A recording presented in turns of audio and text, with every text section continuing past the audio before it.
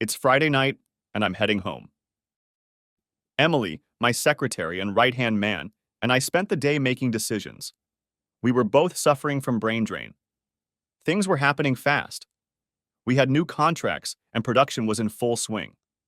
It had been a long week, and I was looking forward to showering, drinking a beer, and reclining in my chair. Honey, I'm home. I'm in the bedroom. I walk in and see her sitting in front of her dresser. She is meticulously applying her makeup. I also see a new outfit. I don't remember seeing it before. Wow, baby, that's a great outfit. It's new, right? Yes. I bought them especially for tonight. Okay, where are we going? We're not going anywhere. I'm going out to dinner. Oh, I see. Girls' night out? No. I'm going out with this man I met at work. He invited me to dinner. I took a couple steps back, and everything around me went white. It was like someone had turned my brain off. The next thing I know, I'm sitting in my chair with the remote in my hand. Out of the corner of my eye, I see movement and turn my head. Through the fog are bits and pieces of my surroundings. My wife is standing there looking at me. She is dressed for an evening out. A little black dress, 5-inch heels on her feet.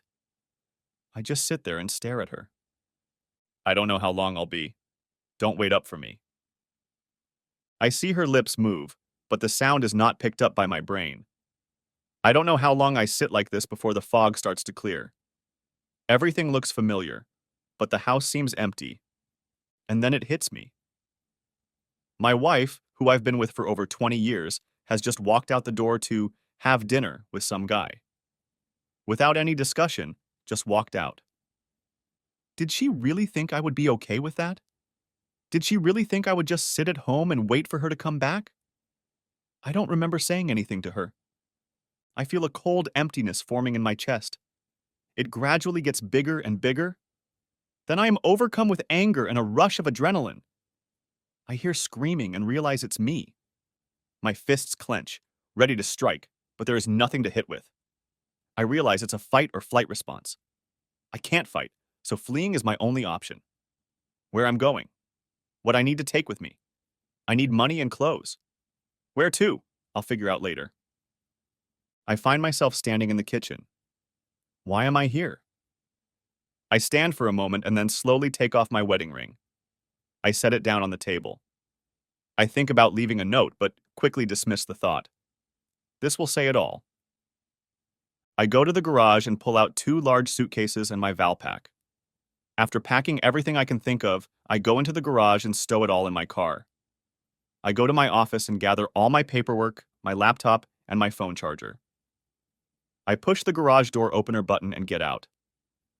I click it again and drop the remote on the driveway. I won't be needing it again. I pull away, gripping the steering wheel with such force that my knuckles turn white. I reach into my pocket and pull out a money clip. It looks like I had about $50 or $60. I stop at the mini-mart and withdraw the maximum at the ATM. I find a Motel 6 near my office building and check in. As I leave the office, I see Denny's Cafe across the street and realize I haven't eaten since breakfast. I decide to see if I can eat. My stomach is tied in knots, but I have to try. A young blonde woman in a traditional Denny's outfit walks up. Her name tag says, Mona. Hi, what can I get you? Hi, Mona, let's start with a cup of coffee. She comes back with my coffee and I order a patty melt and fries. It tastes like cardboard, but I manage to get most of it down. After another batch of coffee, I pay and leave. I left Mona a $1 tip. I go to my room and turn on the TV. I lie down, resting my head on the armrest. I lay there feeling sorry for myself until I fall asleep. The next morning, I decide to escape for a while and head to our cabin in the mountains. I need some time to think. I call the office and leave a message for Emily, telling her that I'm taking a few days off and that she can call me if something comes up that she can't handle. On the way out of town, I stop by the supermarket. I buy a case of Bud Light and a dozen TV dinners. There's a liquor store nearby, and I buy a bottle of Lord Calvert. Hopefully, this will help defrost the cold spot in my gut. Next chapter. Turning on the main switch, I stow the TV dinners in the fridge. While the DirecTV set-top box boots up, I take all the covers off the furniture. I find the remote and press it. Nothing. I rummage through the junk drawer and find some batteries. Finally, I turn on the TV. I need something to distract me from my cluttered thoughts. I had enough of that on the trip here. I change into my sweatpants and sit down in the chair. CNN is interviewing the police chief about the latest mass shooting.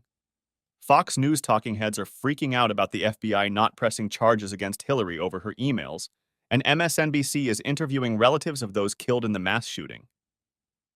I switch to the movie channels. I walk to the refrigerator and pull out the package and my square bottle. I set them on the coffee table in front of me. 3 sips of hard liquor and a can of beer, and I'm on my way. 3 more and another can of beer, and darkness takes over. The cold spot and the anger goes away. Tina. I told Don not to wait for me, but he just sat there looking at me. I thought, okay, I can handle the silent treatment. Maybe he'll want to talk when I get back. That would be his choice. He won't be silent forever. He'll be hurt, but we'll get through it, and everything will be okay. He will know that he is the love of my life, and I will be the perfect wife for the rest of our lives. I turn and walk out the door. As soon as I pull out of the driveway, I think of Jason. The anticipation of what is about to happen overwhelms me. I park outside the hotel and walk up to the front desk. Jason is standing there smiling from ear to ear. Hi, Tina. You sure look beautiful today. Thanks, Jason. He reaches out and takes my hand and leads me into the restaurant. The host seats us, and the cupbearer appears. He orders champagne. I have to say, Tina, I've been looking forward to this evening. I'm so glad you agreed to meet me. So am I. Dinner and dancing are always on my list of pleasant ways to spend an evening. Things will get much more enjoyable afterward. I guarantee it. We had a nice dinner, and the host seated us next to the dance floor. Jason wastes no time. The band starts a slow song, and he pulls me to the floor. He's a great dancer, and it feels like we're floating on a cloud. 3 songs later, we return to the table. Another bottle of champagne appears, and our glasses are filled. We make light conversation. Let's go up to my room and have another glass. The door to the room closes, and we end up on the bed. Of course, we have fun and later fall asleep. The next morning, I showered, put on a little makeup, and got dressed. As I drive up to the house, I hope he is still asleep and not waiting for me. I won't be able to face him in the state I'm in now. I need to think about what I'm going to say to him. I walk into the kitchen to see if he's sitting there. A glimmer of light on the table catches my attention. I move closer and see him. My consciousness goes into some sort of tilted state. I pull out a chair, sit down, and stare at his ring. No, no. My mind flashes through my head. No, please, no. I didn't dare touch it. I didn't want it to be real. I just sat there and stared at it. I don't know how long I sat like that, looking at the ring. When some semblance of coherent thought returned to it, I got up and went into the bedroom. The bed was still made. I looked in the closet and saw empty hangers. I looked at Dawn's dresser. 2 were lying on the floor, and the other 2 were pulled all the way out. All of them are empty. I fall to the floor and sob. He's gone. The love of my life is gone. I crawl over to the bed and lie down. I grab his pillow and cry into it. I can smell his scent as my tears fall onto it. Dawn. The next morning, I woke up with a beautiful hangover. I looked down and saw that I had thrown up on myself. I was about to give up when an odor reached me. I hurried to the bathroom and got under the shower, clothes and all. I washed most of the vomit down the drain. So much for all my problems. They're still there. I decided to relieve myself. I drank 1 mug of beer to relieve the hangover. I spent the rest of the day sipping beer, watching TV, and feeling sorry for myself. I decided that I had put things off long enough. I needed to move on. Fighting wasn't an option, and neither was running. I couldn't run away from this. I had to face it. Getting drunk wasn't the answer. When I sobered up, the cold spot and the anger were still there. I didn't want to sit idle any longer. I packed my bags and headed back to town. I stopped at a motel and called Emily. Hey, Dawn. How are you doing? I'm a little worried about you. You haven't done anything like this before. Is everything okay? Not really. Tina and I are breaking up. She's found a boyfriend. Oh my God, Dawn. I never would have guessed that. I thought you two had a great marriage. Well, things can change very quickly. I didn't find out until Friday night. I'm wondering if you should be alone at a time like this. If you need me, please let me know. Thank you, Emily.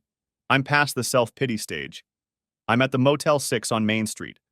I'm going to find a divorce lawyer and start the process. Take as much time as you need. I'll handle everything here until you get back. I'll probably come back tomorrow.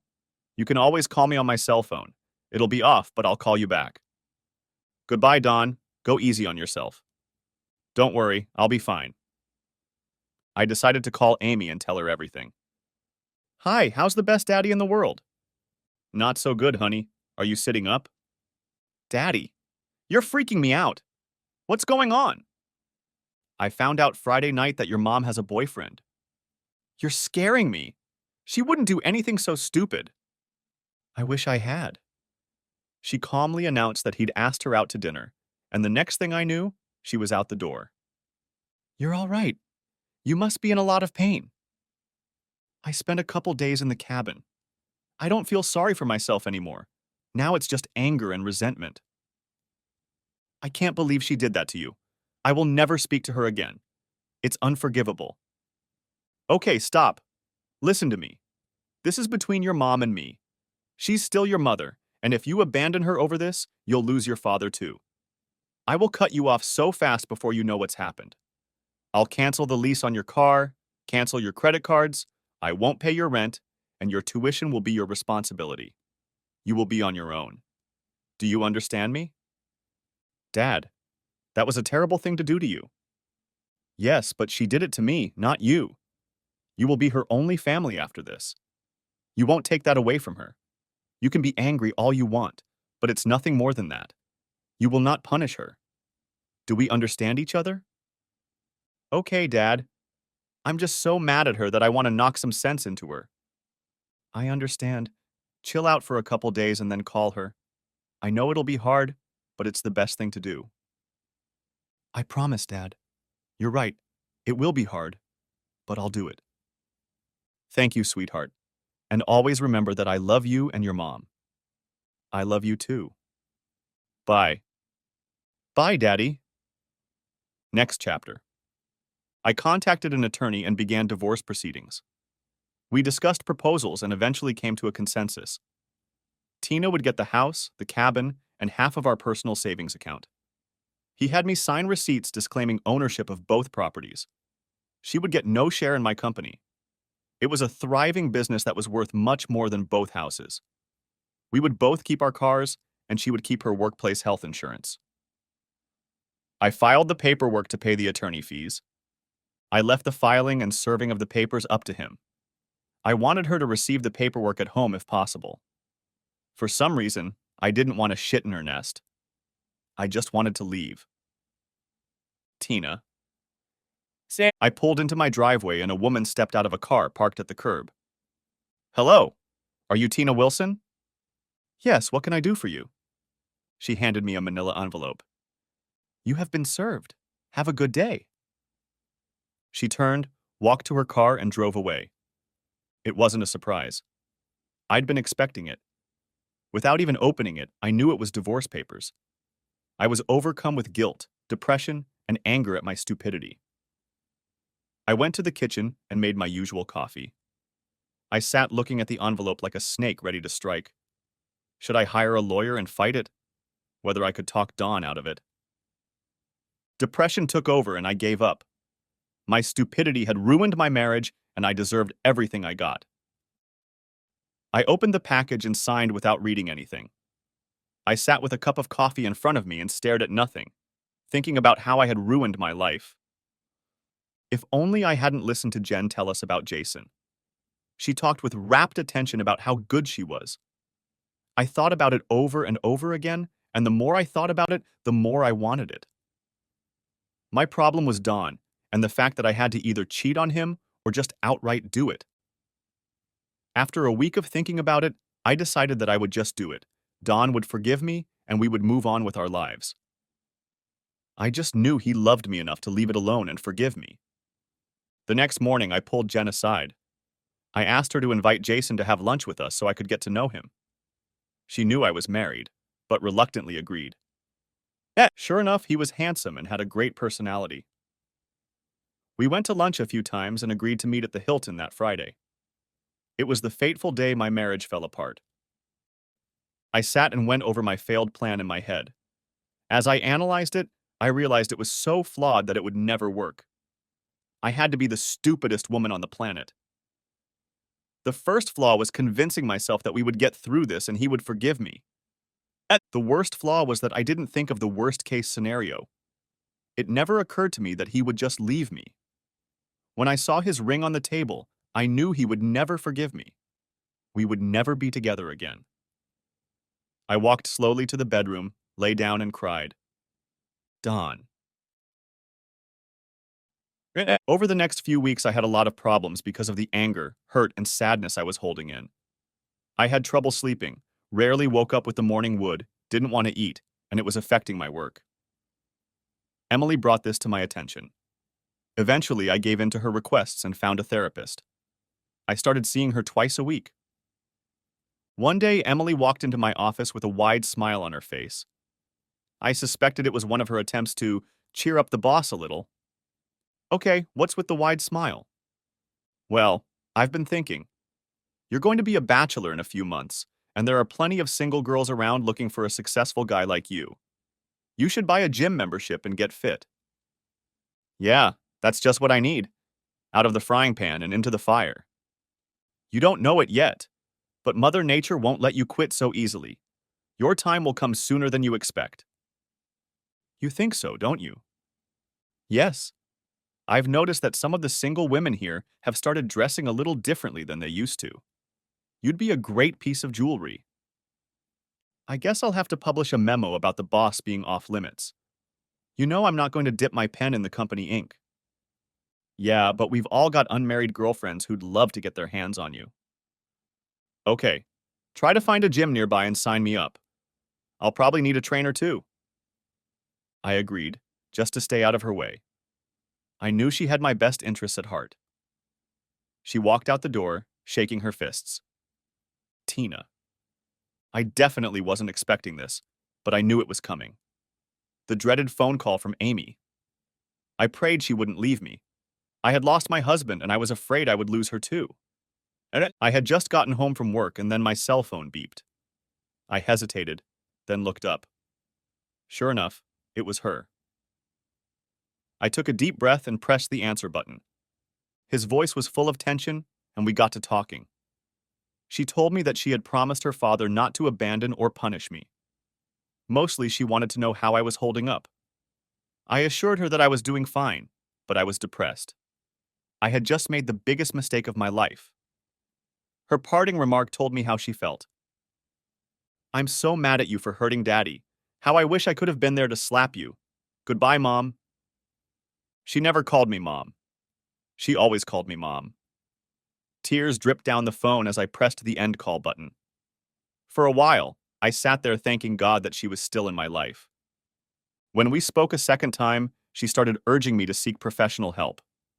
I realized she was right and agreed to do something about it. I went to my primary care physician, and he put me on antidepressants and recommended a counselor. The antidepressants helped a lot, and I was able to function more or less normally. I was able to work and take care of myself. My health insurance paid for my counseling, and I saw a counselor 3 times a week. She was careful not to make me think I was stupid. She talked about it in softer terms, calling it a mistake. It was a mistake, all right. The biggest one of my life. Don. Now that the divorce was finalized, I decided to rent an apartment.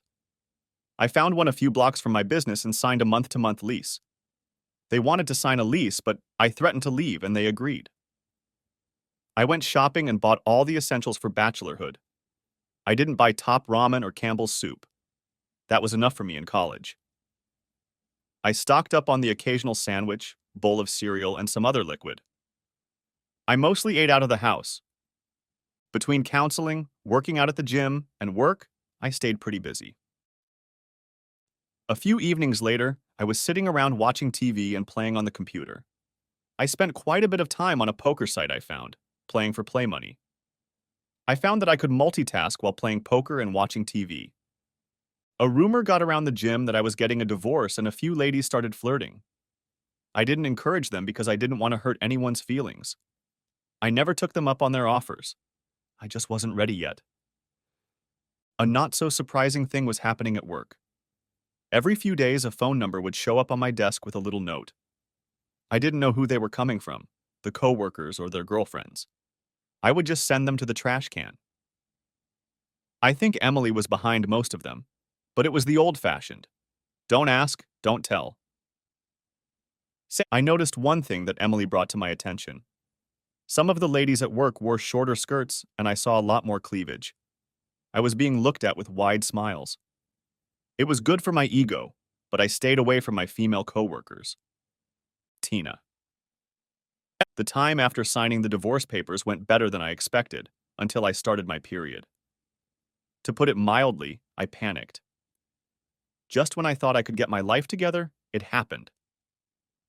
Grasping at straws, I hoped that the delay was because of everything that had happened. I decided to wait until I was due again. The next due date came, but nothing happened. I bought a test and it came back positive. I became even more depressed. Even the 0.001% chance that Don would take me back was now gone. God, how many things I'd done in my life for a cheap thrill that turned out to be completely wrong. I needed serious help. I had a terrible decision to make. Give birth and keep the baby? Give birth and adopt or abort? I dismissed the first option immediately. Then I thought about the second. Would I be able to carry the baby to the end of the pregnancy and then give it up? Would I be able to become attached to it late in the pregnancy and want to keep it? That would put me back to the first option, and I didn't want that. Abortion was an option I really didn't like, but I left it on the table. I wanted to find someone who had already had an abortion that I could talk to. It would give me an idea of what I would have to deal with after the abortion. I decided to talk to my counselor about it. I spent 2 sessions talking about it with my counselor. She told me about some women she knew who had had abortions and what she observed they went through. Some coped fine, some lived with the guilt for years, and one she knew was one who had committed suicide, unable to live with the thought that she had killed a child. I didn't want to deal with that, so I chose to have the baby and give it up. I made an appointment with my primary care physician and had a checkup. He only confirmed that I was pregnant and scheduled an appointment for the following month. Because of my age, he wanted to monitor me closely. I remembered all the things we had done with Amy to ensure a healthy baby. Nothing was the baby's fault, and I wanted him to be healthy for the adoptive parents. Don, my trainer, was a sturdy German guy in his 50s. He had a slight accent and was clearly fit. At first, I thought his plan was to put me in the hospital. If it hadn't been for the hot tub, I would have been there by now. I spent a half hour in it after each session. His favorite phrase was, "You work hard, you get a lot." After 3 weeks, the pain was almost gone, and I noticed a difference. He alternated my workouts using heavy weights in one session and then lots of reps with lighter weights in the next session. Each workout started with a cardio workout. I was losing fat and gaining muscle. At the end of the month, I reached my target weight. He lightened up the heavy exercises, and we worked on relief with more reps with light weights and cardio. Needless to say, I was impressed with my progress. I was starting to get a good six-pack. Things were going great with my counseling sessions as well. The gym classes really helped me with my mental health. I started to feel human again. Anger, resentment, and sadness were quickly fading away. After 6 weeks of working out, Adolf left me with a routine to keep me in shape. I set up a schedule of exercising in the evenings twice a week. When I started working out in the evenings, another group came to me. They were mostly people like me who had jobs to take care of. Another nice thing is that I started to notice that some of the women looked better. I mentioned this to my counselor and she just smiled. She reduced my schedule to once a week. I suspected she would soon release me. I got a call from Amy. Hi, Daddy. Hi, honey. How are you doing? Good. You'll never guess which is which. Okay, then tell me. Mommy's pregnant. Jesus, she is? Yes, she told me this morning. Wow, the gods must be really mad at her. I know. She's handling it pretty well. She's planning on giving it up for adoption. That's probably for the best. I'm a little worried about her having a baby at her age. She's not 20 anymore. Her doctor says it's fine for now. She's a real mom. That's good. Her primary care physician will probably connect her with a good OB/GYN. Oh, and she's putting the cabin and house up for sale. Sounds like she's planning to move. Any word on that? She hasn't said, but I think so too. So, tell me what your plans are for this summer. If you're planning on coming home, I need to move. I live in a small apartment. Things didn't work out with the intern, so I guess I'll move. What about your friend with benefits? I had to let him go. He started making mating noises. I think I'll start looking for a house. Wow, that's a good idea. Buy a house with a pool and a hot tub. When's your last day of school? Next Thursday. It's an afternoon class. Do you need help moving? Oh God, yes. I have too much stuff to cram into the car. Okay, I'll rent a pickup truck and we can rent a trunk for your car. I'll be here with the truck Friday morning. You call the U-Haul company and book a carrier. Get some boxes and pack everything up and get it ready to ship. No problem. Tanya and Ash promised to help me. Okay, I'll see you then. Bye, I love you. I love you too. It took me 3 days to find the house I wanted. It was a 3-bedroom house with a full bath in the master bedroom and a half bath in the 2 spare rooms. The pool was a good size, with a diving board and poles for playing volleyball. The hot tub was large enough to accommodate 6 people. I was going to have to learn how to grill because there was a huge brick barbecue. It seemed like it could serve as a kitchen as well. In the apartment, I used meager equipment. For the house, I would need more. I spent the weekend at the furniture store. Monday, I had to stay home to get everything delivered. I planned to use Amy's decorating skills. I would let her finish everything. I bought a nice 60-inch LG TV that would fit my chair. To finish up, I moved the internet and cable from the apartment to the house. The Thursday before moving day, I rented a pickup truck. I made sure I had an ice chest and a few sandwiches prepared for the trip. I would grab soft drinks and other snacks along the way. Friday morning, I got up at 6 a.m., showered, dressed, and texted Amy that I was leaving. I got the usual okay in response. The trip there and back thankfully went without incident. I like incident-free. We pulled up to the house. Amy grabbed me and pulled me towards the door. Hurry up! I want to see the house. Okay. I unlocked the door and she ran inside. She quickly ran through the rooms and stopped at the back sliding door. Wow, Dad, this is just perfect. This pool is amazing. Oh man. And a hot tub and a barbecue? Great choice. Glad you approved, because you're stuck with it. Now let's unload your stuff. We moved her stuff into the room and I settled into my chair. About half an hour later, I saw her run past in her bathing suit. The sliding door hit the stopper and I heard splashing and squealing. Either she was happy with the pool or the heater wasn't working. I decided to join her and changed into my bathing suit. I made a monster cannonball right next to her and dunked her in. I had to give her a chance to get even. Wow, Dad, you've been working out. Look at you. The ladies are going to love you.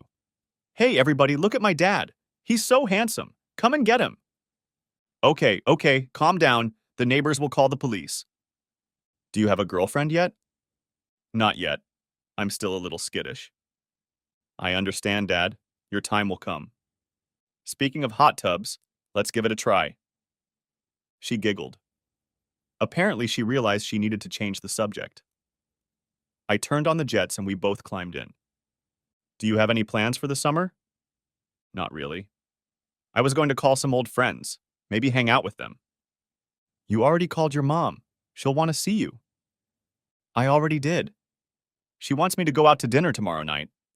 I think she needs to talk. That's great, but I was thinking of something to keep you busy. How about getting an internship at my company? I was thinking of setting you up with Emily. She knows more about it than I do. That's a good idea. After all, I'll get into the business as soon as I graduate. Yeah, sure. I've still got a few more years under my belt. If you decide to do it, you'll need to dress for work. I know you hate shopping, but you'll have to do it. Maybe Emily can help you with that. Wow, that's going to cost you a tidy sum. I'll do it. I hugged her tightly and kissed her. Do you want to go out to dinner tonight? Sure. Where will we go? Let's go somewhere nice. How about Romano's? That's very nice. I think I have a dress that will fit. A former friend of mine with benefits has asked me out a few times. Did you let him off easy? Yeah. He kind of knew I wasn't ready to get married. I just had to remind him of that. He was disappointed but not crushed. Not fit for marriage? Not really. He was a nice guy, but I wasn't in love. I don't think he was either. He was just in love. Oh my goodness. My sweet little daughter stirs up lust in guys. It's genetics. I grew up listening to a lot of moans and groans. That's true. That's the only thing I really miss. That and the loss of a good friend. Did you ever find out why she did it? We didn't talk at all. I think she realized it was over and there was no point. She signed the papers right away and gave them back to my lawyer. Okay, enough of the sad stuff. I'm going to go get ready. You call and make reservations for us. I picked out one of my best suits and started getting ready before Amy did. I didn't have to wait long. She walked in and I just looked at her. She actually had a dress on. She stopped and struck a pose for me. Wow, you look really good. I think my little girl has grown up. Thanks, Daddy. You look really pretty too. Everyone will think you're my sweet daddy. Great, so I'm a dirty old man. I wish I had a big diamond ring on my finger. I guess they'll think what they want. I think so too. Come on, I'm starving. Okay, load up.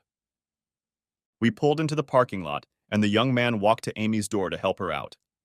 I watched his reaction. Her dress was quite short and exposed a lot of leg. The guy didn't miss a thing.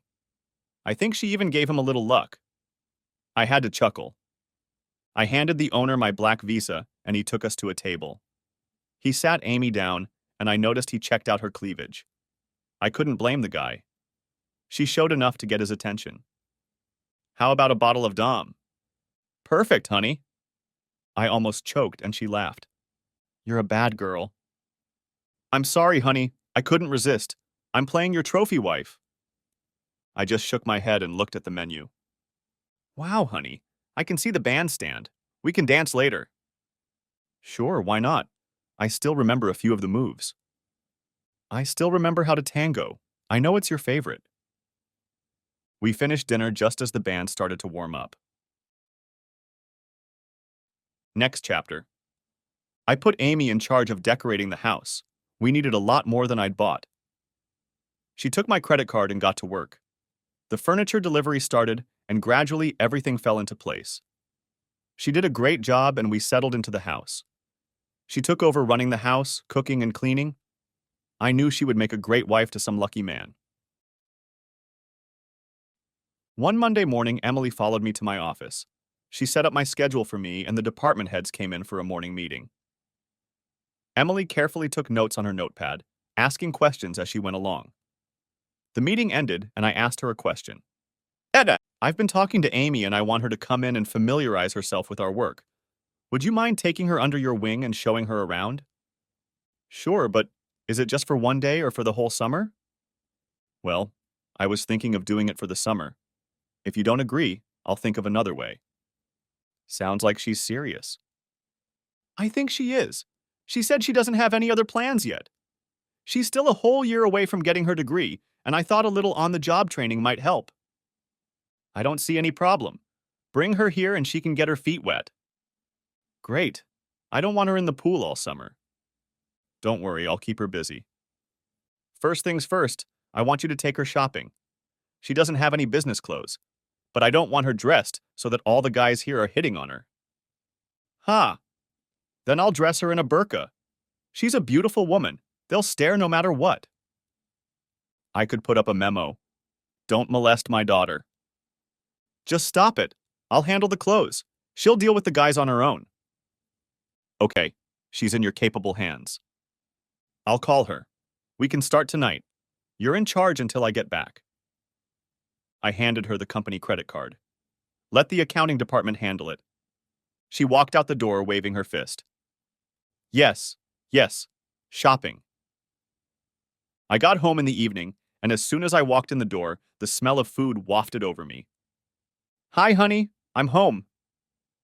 Amy giggled, hugged me, and kissed my cheek. Dinner's almost ready. You have time to take a shower. I reached the living room and stopped. The couch and chair were littered with bags of clothes, shoe boxes, and lots of little bags. The labels said it all. Holy shit, Amy. You bought out an entire store? Well, we did load up on their stock. I put all the blame on Emily. She picked out all the stores. Well, you'll certainly be dressed for success. Like they say, dress for the job you want, not the job you have. I knew Tuesday was going to be an interesting day. Amy was supposed to show up an hour after me.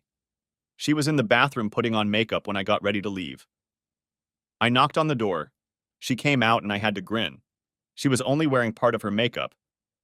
I'm off to the salt mines. I'll see you there. Okay, I'll see you in an hour. I'm all excited for today. It's my first day and everything has to be perfect. Just relax. Everything's going to be fine. I kissed her on the cheek and left. Emily and I met up and discussed my schedule for the day. I looked at my watch and saw that it was already 10 to 8. I stood in the doorway of my office and waited for Amy to show up. At 5, she walked in. She looked me in the eye but quickly averted her gaze and found Emily. All eyes were fixed on her. She was dressed as the quintessential businesswoman. She and Emily had expertly chosen her closet.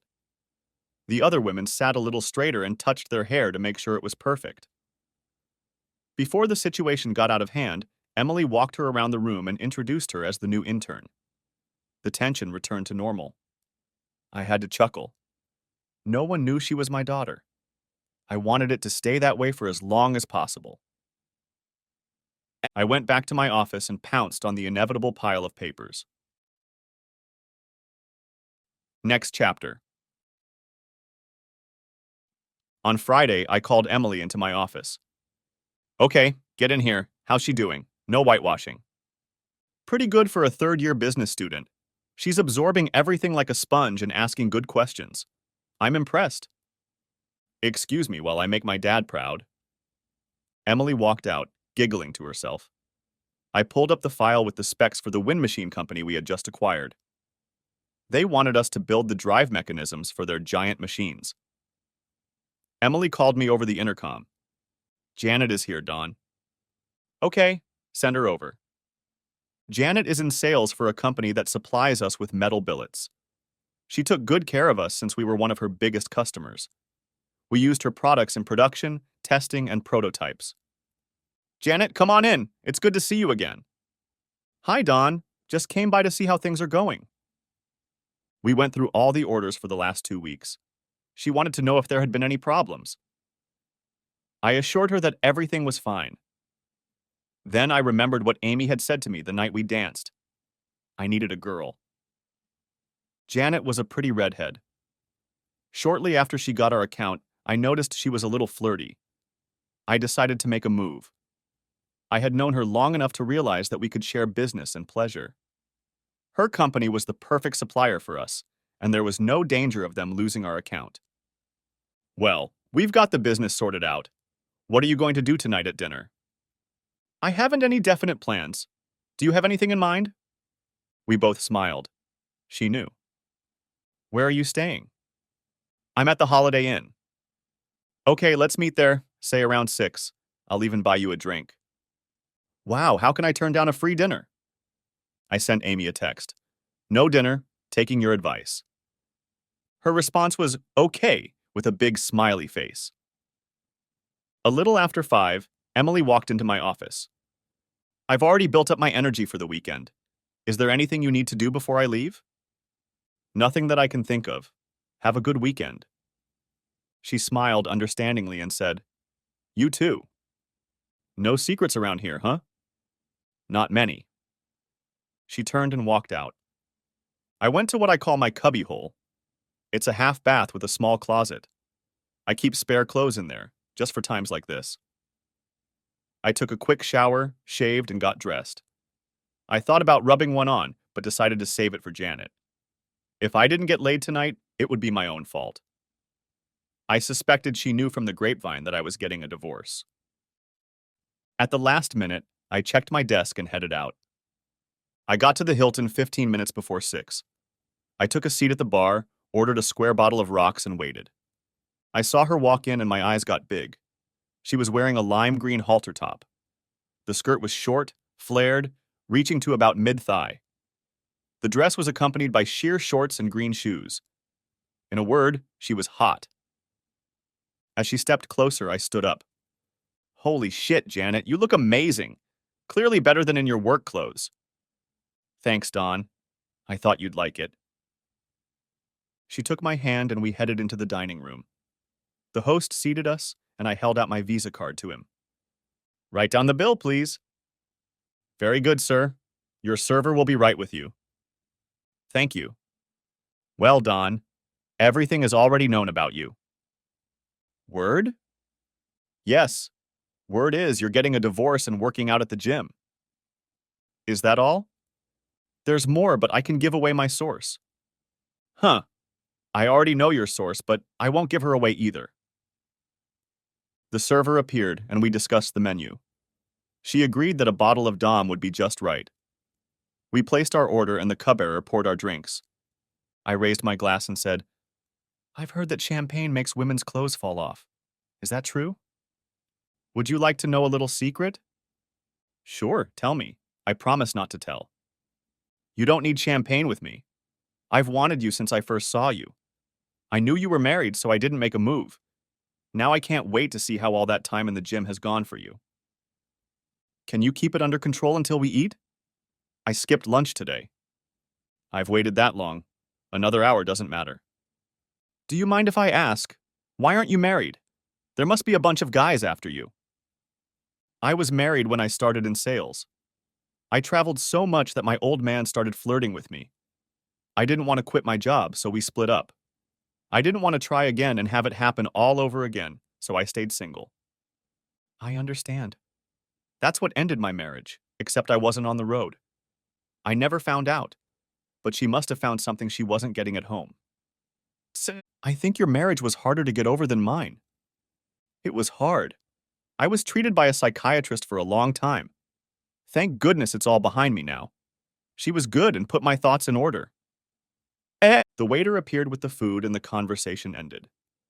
While we were eating, she asked, You have a daughter. Tell me about her. She's a beautiful brown-eyed college girl. She's studying business. She told me she wants to run my company when she graduates. She sounds like a smart girl. You have a great business. You're my biggest client. She's smart. It's a secret, but she's working as an intern this summer. Emily is taking her under her wing. We finished dinner and I asked, Should we order another bottle of Dom? Let's send her to my room. Yes, let's go. I ordered another bottle and signed the bill. She took my hand and we headed for the elevator. As soon as the door closed, we got down to it. Next chapter. It was about 10 in the morning when I finally made it home. Sure enough, Amy was at the pool. I headed for the hot tub. Amy watched me get out. Hey, Dad. Looks like you had a good time last night. Did you at least have dinner? Yeah, Janet and I had dinner at the Hilton. Who's Janet? She's a sales rep for Acme Metals. She services our account with them. Yeah, You handled your account last night. I guess you could say that. We had a good time. Good for you, Dad. It's about time. How are things going with you and Emily? She's great. I think she's getting everywhere on time. Yes, that's why she's so valuable to me. I never worry if I need to be away for a day or two. Did she give you a report on me? Yes. She said you absorb everything like a sponge. She's impressed, considering you're in your third year of business school. I think I'm going to enjoy working there. I've met so many nice people. Have they realized you're my daughter yet? I don't think so. No one has mentioned it. Try to keep it that way. They might treat you differently if they found out. I will. By the way, Dad, how long has it been since you've had a vacation? You know, a real one, not just a weekend. Probably a couple years, why do you ask? I think you should take one, maybe for 2 weeks, to lay in the sun and drink pina colado. You think so, don't you? Where would I go? Maybe the Bahamas, Cancun, Aruba, or Hawaii? Sounds like fun. I'll think about it. Are you planning to come with me? No. I just started a new job and I don't have a vacation yet. You poor thing. Working and slaving away. Yes, you poor thing. I'm going to take a nap. I'll see you later. Yeah, you probably need a rest after last night. I just looked at her and went to my bedroom. Monday morning, I finished my morning routine with Emily and the department heads. I thought about what Amy had mentioned. It had been a long time since I had taken a real vacation. The last time I was with Tina was 2 years ago. We spent 2 weeks vacationing in Hawaii. I decided to go on vacation. Emily, come into my office, please. Yes, Don. What's up? Amy and I have been talking about taking a vacation. She wants me to lie in the sun for 2 weeks. Any ideas about that? I hear Aruba is really nice. Okay, book me a hotel and fly out this Saturday. That's a great idea. I think you'll like Aruba. Betty from HR went there last year. She said it was great. I'm going to Aruba. Next chapter. I sat and watched out the window as Aruba approached. We made a circle and made a perfect landing. I got lucky and found my luggage. It was on the same airplane as mine. I took a shuttle to the hotel Emily had booked. The bellhop unpacked my luggage and I thanked him and high-fived him. I stripped down to my boxer shorts and laid down for a nap. At 6 o'clock, I found myself at the restaurant with a pina colado and a menu in hand. A great start to a 2-week vacation. Table for one. I finished my dinner and headed to the bar. I spotted the dance floor, but the dance band hadn't shown up yet. I switched to beer and looked around the place. It was mostly couples, but a few pairs of ladies occupied a few tables. On the second beer, the band showed up and did a little warm-up. I started looking for a dance partner. When the first song came on, all the ladies without partners huddled around the bachelor party line. I mentally noted that I would have to be fast to get a dance. After the band played about 4 slow songs, the stag line looked like it was exhausted, and most of the unaccompanied ladies sat on the sidelines. Apparently, you can't always be first with the majority. I spotted a pretty girl. She looked to be in her early 30s. I approached her and asked her to dance. She said yes. It was a slow number, so we had time to chat. Her name was Betty, and she was from San Francisco. She worked as a secretary for a stockbroker. As we danced, she tried to keep her distance, and I left her after one dance. It was like dancing with my sister. I decided to have another beer, and if things didn't improve, go back to my room. I danced with 2 more women, and it was the same as the first time. As I was walking back to my room, it dawned on me that I might be the problem. I had been away from the so-called dating scene for so long that I didn't know how to nail it. I decided to just relax and let things happen. I would wait and see what attracted me. The next day after breakfast, I decided to take Emily's advice and get some sun. I walked down to the beach and found an umbrella and a couple lounge chairs. Looking around, I saw a small bar located nearby. I grabbed a pina colado and a bottle of sunscreen. I was lying there, admiring the women frolicking in the surf, and noticed a pretty girl by an umbrella 25 yards away. I had my girl-watching watch on, so I examined her closely. She was blonde with very fair skin. I decided to go for a little run. I didn't feel like taking a break from my exercise routine for 2 weeks. I walked down to the hard sand and started a fast run. When I got to what I thought was about 2 miles, I turned around and started walking back. The last 100 yards I went at a full sprint. I went back to my umbrella, took off my shirt and shoes. I jogged to the water and swam a few yards to cool off. After swimming in the water for a few minutes, I swam back and parked myself under the umbrella. I looked at the blonde, and I thought I smiled slightly. Of course, thoughts of the dirty old man flashed through my mind.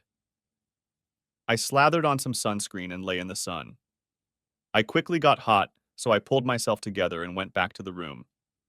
I didn't want to fry on my first day in the sun. I took a nap and went downstairs to eat. With a nice filet mignon, baker's pie, and salad in my stomach, I wanted to go back to the room. I didn't bother with the bar anymore. I watched a couple of movies and dozed off. The next morning I had breakfast and went downstairs to get my umbrella. As I approached, I noticed a blonde woman sitting at the table next to mine. When I sat down, she looked up at me and I saw a slight smile. A few guys started talking to her, but after a few words they left. While she swam, I grabbed a cold one. I finished my beer and stood up. "I'm going to the bar to get another drink. Can I get you one?" She hesitated for a few seconds. "Yes, please. Get me one of the ones with the little umbrella. I can never remember the name of them." "I'll get it right away." The bartender smiled at my order. I watched him prepare something with rum. I went back and set down her drink. "Here you go. 1 umbrella drink. Be careful." I saw him add rum to it. It's probably something of that 150 strength stuff. "Thank you. You're so kind to bring me a drink. Why don't you join me?" "My pleasure. Thank you." I saw the engagement ring and almost walked away. With my past, the last thing I wanted to do was get involved with a married woman. For a few seconds I thought about leaving, but decided a harmless chat wouldn't hurt and stayed. "My name is Ingrid. What's yours?" "You can call me Don. It's very nice to meet you." "What brings you to Aruba?" Long story short, I'm celebrating my divorce. My daughter said I should lie in the sun and drink pina colados, so here I am. "What kind of business do you run?"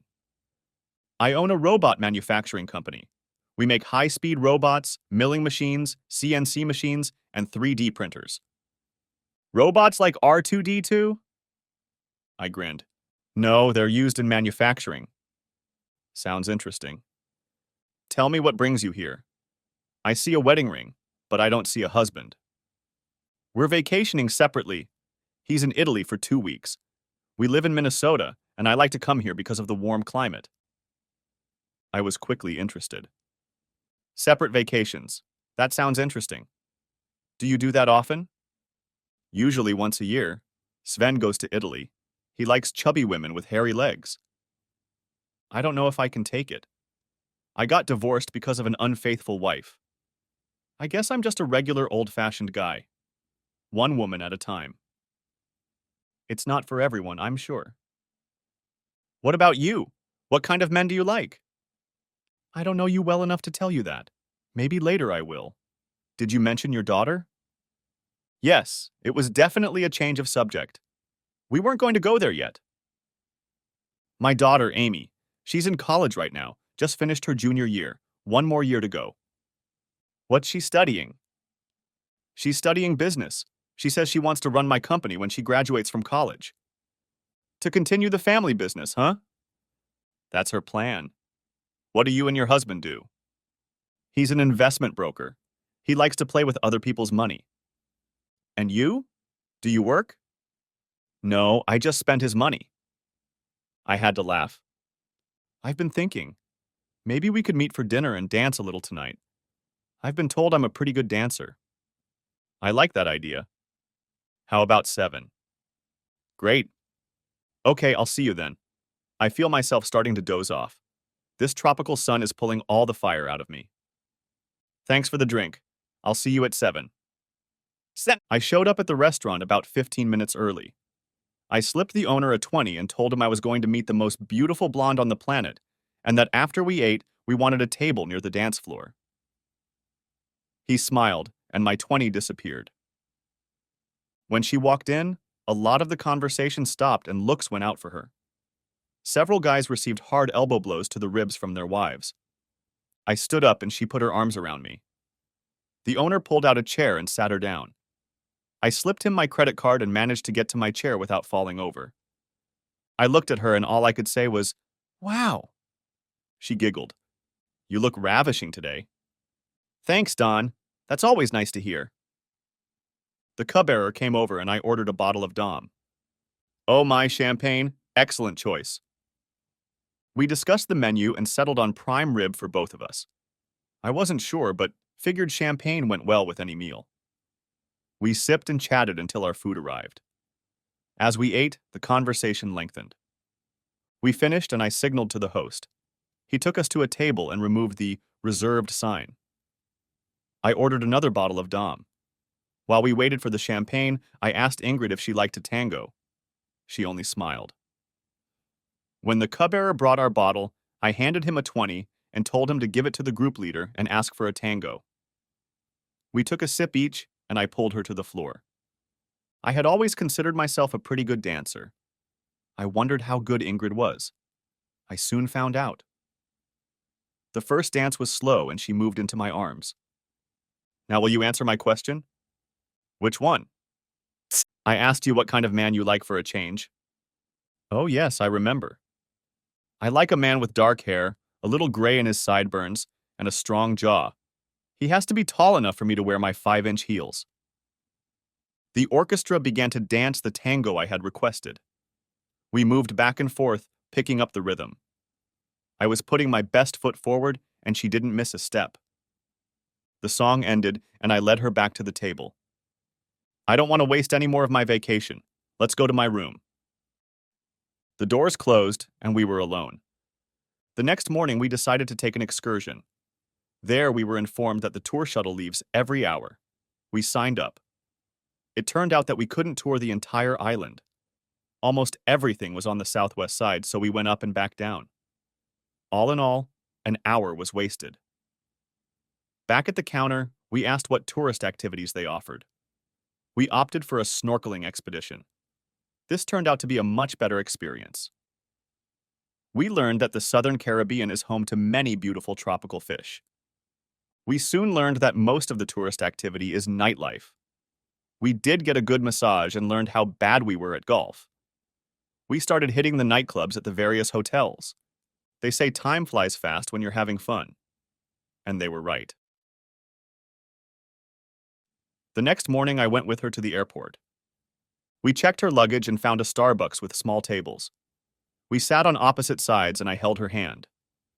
We had a little time until she had to go through security. You know, in another time and on another planet, I think we could have made a great couple. I had to keep pinching myself, reminding myself that all we could be is friends with benefits. I know. I was thinking the same thing, but I have a husband and friends to get back to, and you have a business to run and a daughter to finish college. We chatted some more, and then she looked at her watch and smiled at me. I should get going. Okay, let's not make this a tearful long goodbye. One last thing. Can I take a picture of you? Just as a memento of a wonderful vacation. She giggled. Okay, just one. I opened my phone and took a full-length picture of her.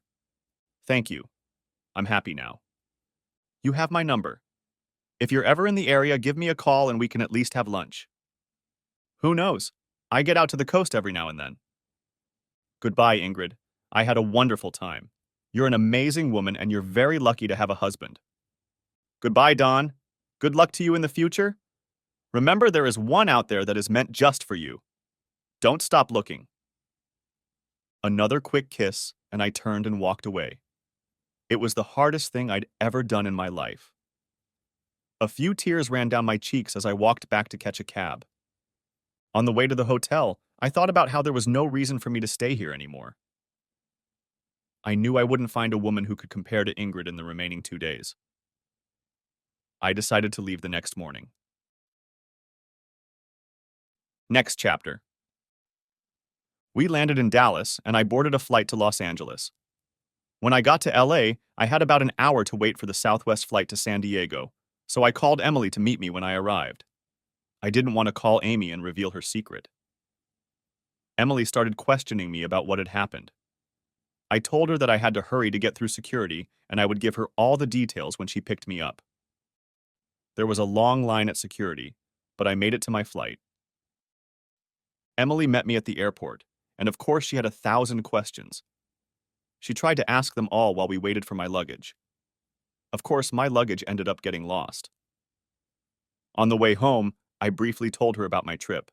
She wouldn't leave my side until I told her I slept with her. Then she got excited. The business fell apart while I was gone? Ha ha. You should get away more often. We got 3 new clients.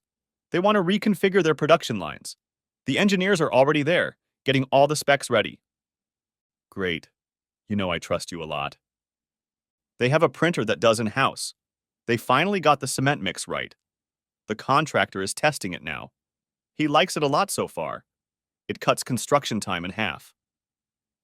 I knew I could count on you. Sometimes I think you know more about this business than I do. We pulled up to my house and I got out of the car with my bag. Maybe I'll come by tomorrow. We'll see how bad the jet lag is. Okay, goodbye, Don. I'm really glad you had a good time. I went into the kitchen and put the coffee maker on. I really needed a nice cup of good homemade brew. I felt human again. There was nothing better than coming home. With a full thermos mug, I sat down at my desk at work. I started my computer and opened my inbox. I spent the next hour deleting and replying to important emails. I closed the email page and leaned back in my chair. Ingrid popped into my mind. My heart beat faster as I remembered the wonderful time I had spent with her.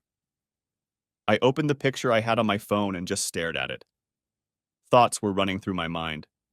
If only this, and if only that. She really made an impression on me, but it just wasn't meant to be. I went into the living room and turned on the TV. Poking around on the internet, I found a rerun of the game I wanted to watch. I pulled the lever of my chair and leaned back. I sat and went over every minute I had spent with Ingrid. Memories of leaving her at the airport came flooding back to me.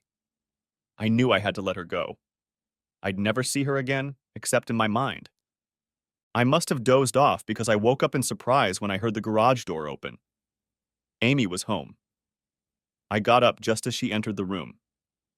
Dad, you're home. You're home. Hi, honey. I just got here a little while ago. She jumped into my lap, hugged me, and kissed me. Let me get changed and you can tell me about your vacation.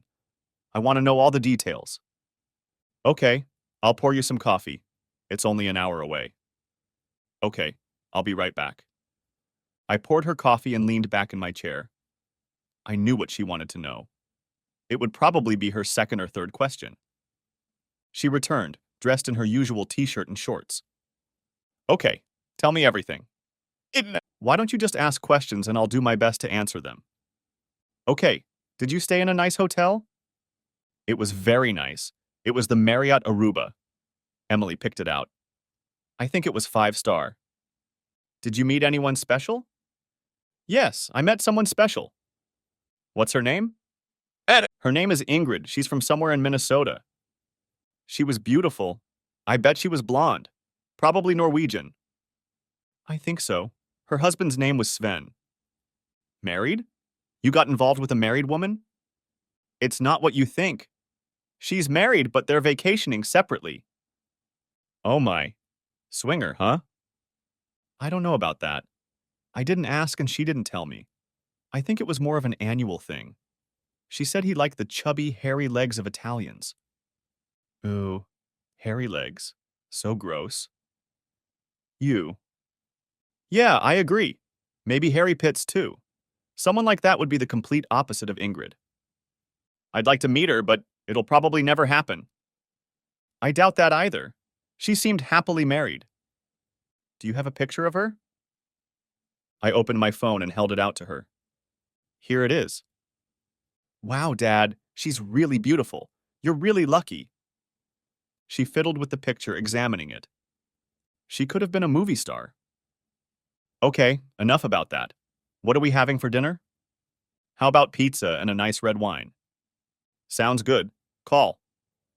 Over pizza, we chatted about how things were going with Emily and whether she wanted to work here when she graduated. She told me about the high school friends she'd dated and the guys who hit on her. You mentioned the guys who hit on you. I have a strict rule. Don't date anyone from work ever. It's a rule I always enforce. Okay, I can see that. A few people have been checking up on me. I don't doubt it. If any of them start pressuring you, I want to know. They'll get one warning, and then it's business as usual. Are employees allowed to see each other? Sure, but you and I aren't. If they want to date, that's fine. Sometimes it can be a problem if employees date, because if they break up, usually one or the other gets fired. I select my employees very carefully, and I don't want to lose them over something like this. I understand, Dad. It's a good policy, and no one is pressuring me. I'm curious. Does anyone at work besides Emily know you're my daughter? I don't think so. She told me not to mention it. Our last name is so common that they haven't put two and two together yet. That's okay, but it's better if they don't find out. If someone asks, you can wave the question away. I understand what you're trying to say. I won't tell anyone. I have some plans for you after graduation. I want to make Emily my personal assistant, and you can start working as her secretary. That way, everything she does will come across your desk as well. And after a while, I'll be moving you around all the departments.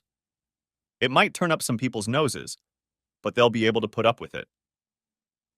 Emily is a really good employee and knows how to explain things. I can see why you rely on her so much. She makes my job so much easier. That's why I pay her so well. I don't want anyone stealing her. We finished eating and Amy picked up the remote. Of course, she chose a chick flick movie. I dozed through the whole movie, but finally gave up and went to bed. Next chapter. Things were going well over the summer, both in business and in my personal life. We were bringing in new clients, and I was just about ready to look for another building.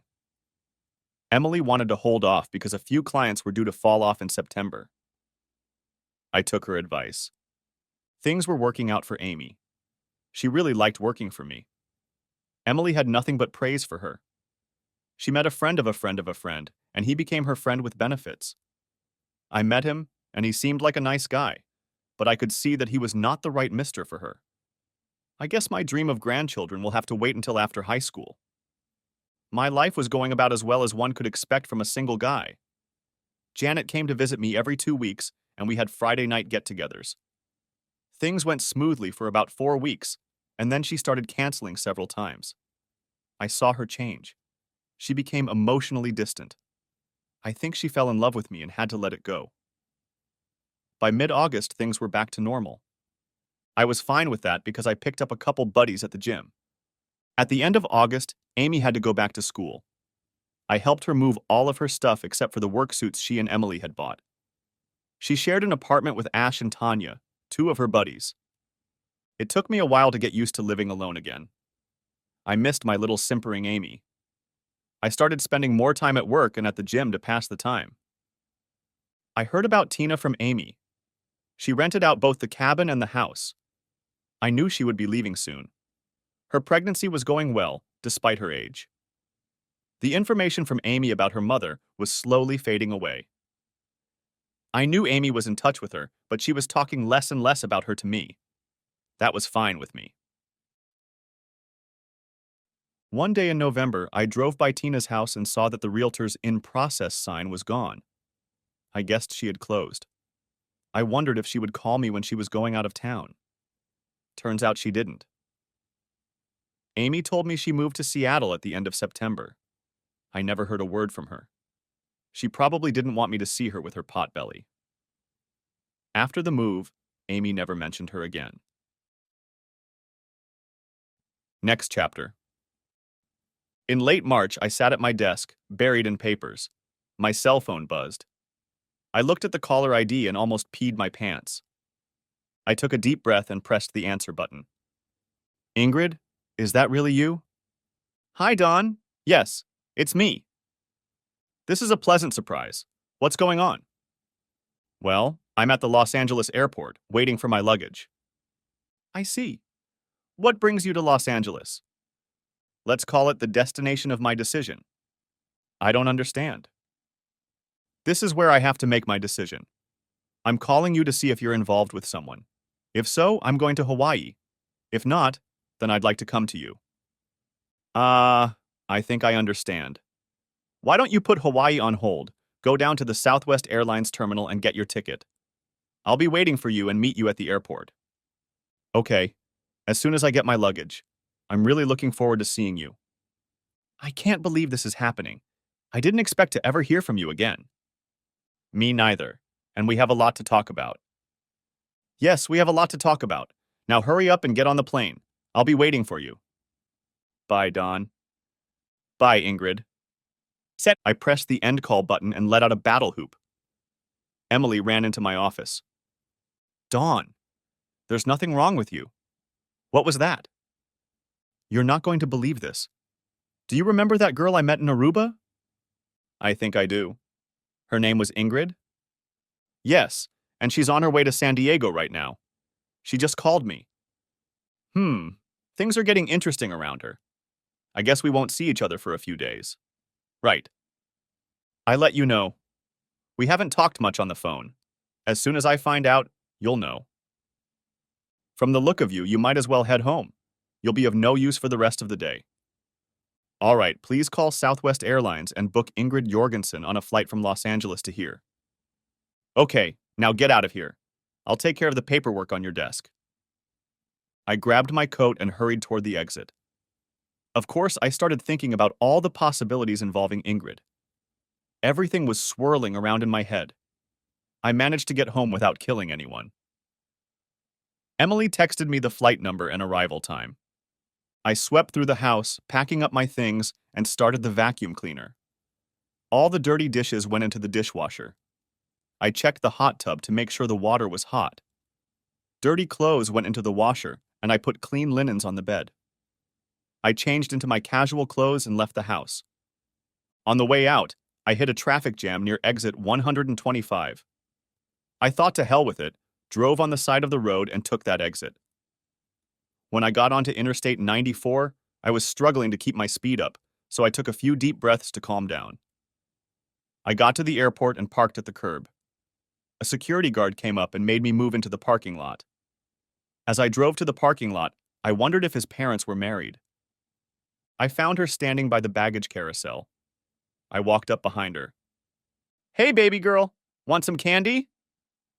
She turned around and hugged me tightly. She didn't say anything, just snuggled tiredly against me. Of course, I was helping. She looked up at me and I saw tears in her eyes. I kissed her and gave her another hug. I was panting so hard I couldn't say anything. I couldn't believe how good she felt in my arms. All the memories of our time in Aruba were surfacing and bubbling up in my head. My eyes glazed over, as did hers. Finally, we untangled ourselves and waited for her luggage. Ingrid, you have no idea how happy I am to see you. I know, Dawn. I feel the same way. I have a lot to tell you. She blotted her eyes with a tissue. Then she smiled and blotted mine.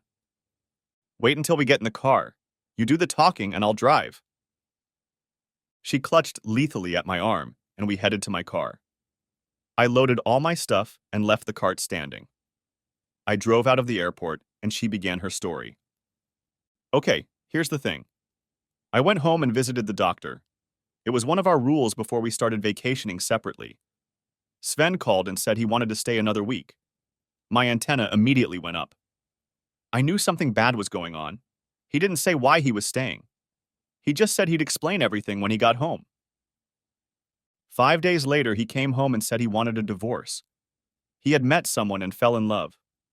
By then, I wasn't surprised anymore. It was just as I thought it would be, and I had a little time to prepare myself so the shock wasn't as bad. But even knowing it was going to happen, it still hurt.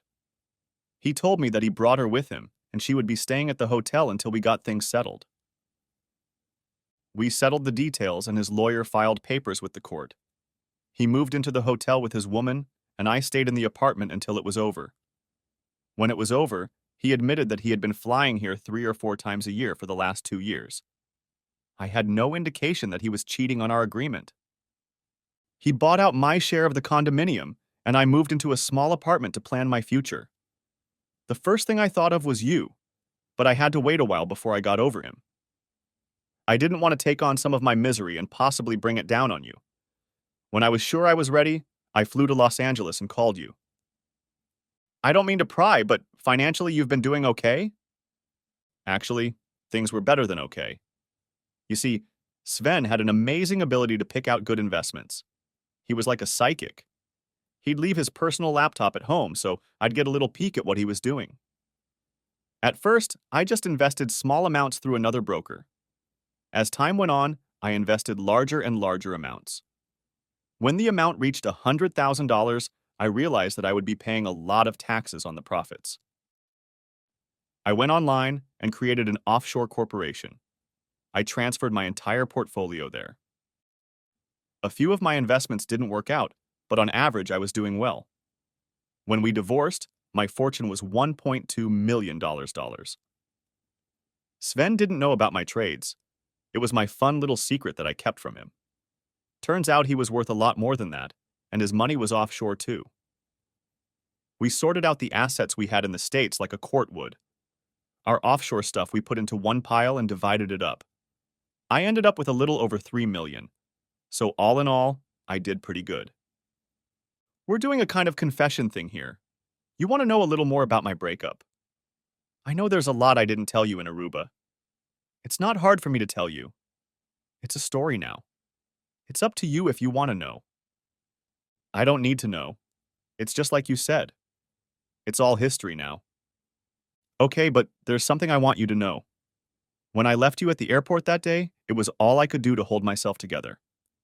I wanted to turn around and hug you again, but I knew I couldn't. I knew you had to leave and there was nothing I could do about it. I actually cried on the way back to the hotel. I left the next day.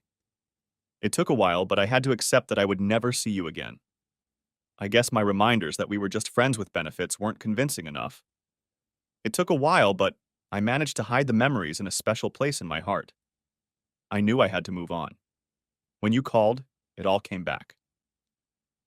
I'm glad you still have feelings for me. I went through the same thing. We probably affected each other more than we'd like to admit.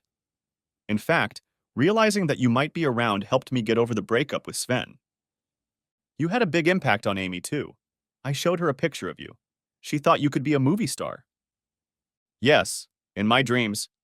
Speaking of Amy, when can I meet her? In person, probably at Easter. If you want, we can chat on Skype. Skype? Is that the kind of video chat? Yeah, it's great. It's like being in the same room. Okay, let's do that. It's more personal than a phone call. I turned onto my street and pulled into the driveway. I flicked the remote and pulled into the garage. Here we are. Come on in and look around while I unload your stuff, okay? I can't wait to see everything inside. It looks so nice from the outside. It's so different from what I'm used to. No elevator, no doorman, no parking. What's the name of this town? It's Alpine, sort of like a bedroom community for the rest of the county. We got out of the car and I opened the door for her. 4 trips later, I looked around and found her standing in the back lot. Well, what did you think? Oh my goodness. Your house is beautiful. It's so warm and cozy. I had Amy decorate the house. She did a great job. Yeah, she did great. I can't wait to try out the pool and hot tub. The pool is heated, so we can use it any time of year. It's just that you'll have to rush back inside in the winter. Oh my goodness.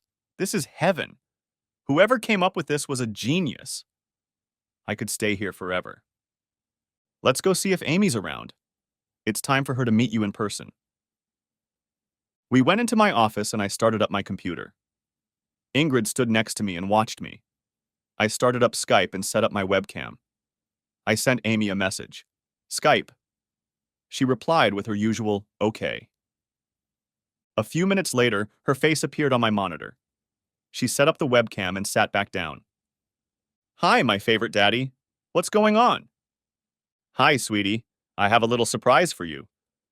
Oh, great. I love surprises. Remember when I was in Aruba, I told you that I met a very unusual woman? Yes, her name was Ingrid. I reached out and placed Ingrid in my lap. Meet Ingrid. I watched as her mouth opened. Her mind tried to comprehend what she was seeing. She brought her hand up to her mouth. Hi, Amy. It's so nice to finally meet you. Dad. Ingrid? Oh my goodness, it's you two. Ingrid, you're here, I mean there. I don't know what I mean. My God, I can't believe it. You're together. She squealed, got up and ran around the chair. She sat back down. Oh my God, I'm so happy for you guys. I'm going to pee my pants. This really happened. Yeah, it really happened. She came in this morning. Holy shit. I have a million questions. Tanya, Ash, come and have a look. My dad has a girlfriend. Come and see. Two faces came into view. Hi, Dawn. Hi, Ingrid. Nice to meet you. Wow, Dawn. You're really lucky. Ingrid, you're so beautiful. I guess I'm the lucky one. Hey, we're both lucky. I'm so happy for you two. Never in my wildest dreams did I think this would happen. I didn't think either, honey. She just called out of the blue and here she is. Oh my God. I just realized I'm going to have a stepmother. Ah, wait a minute. Don't get ahead of yourself. She just got here. Huh. I can tell by looking at you two. It's going to happen. I just know it. Ingrid didn't say a word. She just leaned over and kissed my cheek. Ha, Dad. You're done for. You don't stand a chance. I can see the big hook in your mouth. I'm so happy. You two really hit it off. What a wonderful day. I have to agree with you. I can't wait for Easter. Ingrid, we'll definitely go shopping. I know all the good stores. Sounds like fun. There's no such thing as too much shopping. We should get going. I've introduced her to the hot tub. Now it's time for the pool. Bye, honey. Bye, Daddy. Bye, Ingrid. See you at Easter. I closed Skype and shut down the computer. And for the rest of the week, I took her around the city like we were tourists. We went to Balboa Park and walked around it. We toured the USS Midway, went to Legoland and the zoo. UCSD had a pretty good theater program, so we saw some plays and of course went to the beach. She really liked the Gaslight District. Some of the best restaurants are located there. Dinner and dancing were on our entertainment list. I took her to the Mercedes dealer and leased a car for her. She was a little wary of driving on the famous California freeways, so she just followed me all the way home. I drove safely in the right lane. The rest of the time I had her drive while I navigated. After a few times, she gained confidence and did fine. Unfortunately, our little honeymoon had to end, and I had to go back to work. I didn't want to abuse the relationship with Emily. She did everything I asked, but it wasn't fair if she did her job and I did mine. On Monday, I went to work. Of course, everything was fine. She was doing a great job as always. She didn't ask many questions about Ingrid and me, but she knew from the smile on my face that everything was fine. Coming to Ingrid's house every night was easy and familiar. Next chapter. Amy came home for Easter vacation, and she and Ingrid bonded in 2 minutes. I barely interfered with their relationship. I hid at work, and they did every girly thing they could think of. I don't know which one of them came up with the idea, but they colored Easter eggs and I had to hunt for them. They had a good laugh as I wandered around the backyard holding my little red and pink basket. We flew to Amy's graduation ceremony. Along with 3 other graduates, she had received the award for the highest GPA in her business classes. Of course, I was a proud papa. I had to rent a truck again, and back they drove back together in Amy's car. Once she got home, she found an apartment, and they spent a week getting her settled in there. Once again, I didn't get involved. Amy went back to work, and 2 weeks later it was revealed that she was my daughter. It went well because everyone remembered her from last summer. An interesting thing happened to Amy. One of our orders from Acme Metals was very unsuccessful, and the vice president of sales showed up to fix the problem. He met Amy at one of our meetings. After the meeting, they disappeared, and the next night they went out to dinner. It turned out that his father was the owner of the company. I started teasing her about the merger. As it turned out, they dated for about 6 months and she proposed to me. She said yes, and I placed an order for 3 grandchildren. Amy offered to have a double wedding, but Ingrid and I declined. We discussed it, but we both felt it was too soon. To get even for our refusal, she started calling Ingrid mom. Amy asked me if I would have a problem if Tina came to the wedding. I replied that I would be disappointed if she didn't invite her. I even offered to put her up in a hotel. She showed up with a guy in tow. I didn't see wedding rings on either of them.